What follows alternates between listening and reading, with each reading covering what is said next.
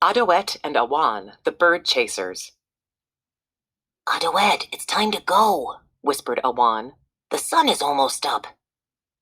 I'm coming, Adoette replied softly as she tiptoed through the doorway of her home. I have fish for us to eat later, she continued. I have water for us to drink, Awan said as he smiled at Adoette. The children chatted with each other as they made their way towards their family's cornfield. The cornfield was a short distance from their village near the river. As they walked, the sound of crows cawing rose up into the warm spring air. The crows had returned to signal that wintertime was over. The warmth of the sun was once again encouraging life in the sleeping earth. The sun was a yellow haze on the horizon as the two children walked together. Adoette and Awan had the important job of scaring the crows away from the corn seeds that had been planted in the field. The crows had returned just in time to watch the men of the village plant their crops. The dirt, no longer frozen, was now warm enough for planting. Using a hoe fashioned from the jawbone of a deer and a small tree branch, the men created long, thin channels in the dirt. They placed the corn seeds 1 footprint apart in the bottom of each channel. They covered the seeds with dirt and watched as the rainfall and the sunshine did the rest. Each family group had its own cornfield. Corn was an important crop.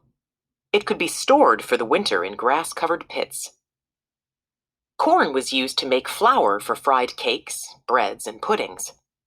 The husks of the corn plant were used to make baskets and mats. In addition to corn, each family grew beans and squash. They also hunted and fished.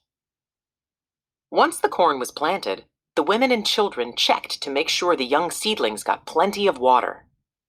If the spring rains did not come and water the earth, then the women and children did.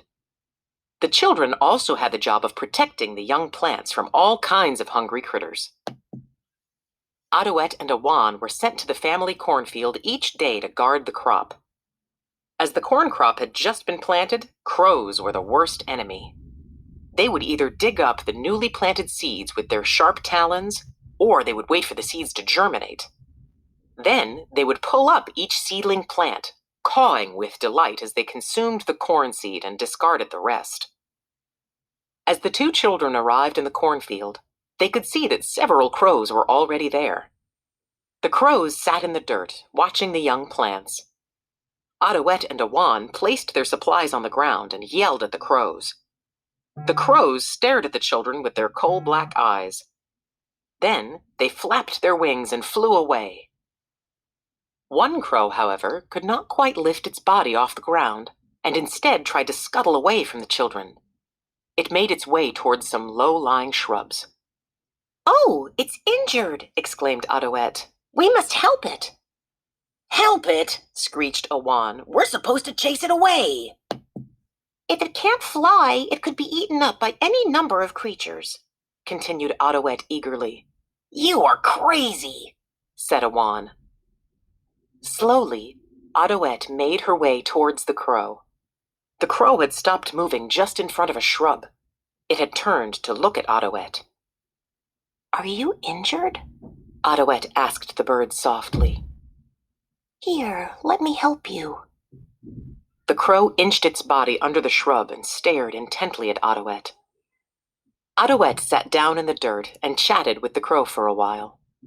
Awan, unhappy with his cousin's behavior, stomped off to look for snakes. Eventually, Adoette reached in under the shrub and gently yet confidently picked up the bird. The crow flapped its wings for a second or two, but then settled down in Adoette's arms. When Awan returned, he found Adoette watching the field with a crow in her arms. What are you going to do with it? Asked Awan, who was quite astonished by the sight of his cousin cuddling a crow. I'm going to make it better, Adoette exclaimed. Awan simply shook his head. For the rest of the day, the two children guarded the corn crop.